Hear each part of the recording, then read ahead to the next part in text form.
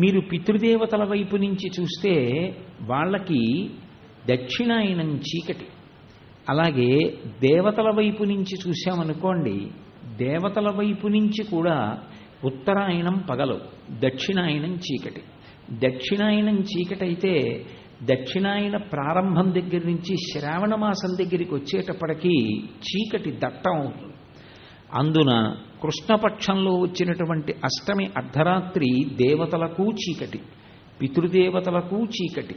ఎందుకని అంటే అమావాస్య దగ్గరికి వచ్చేస్తోంది, వాళ్ళకి చీకటి, దేవతలకు చీకటి, మనుష్యులకు చీకటి.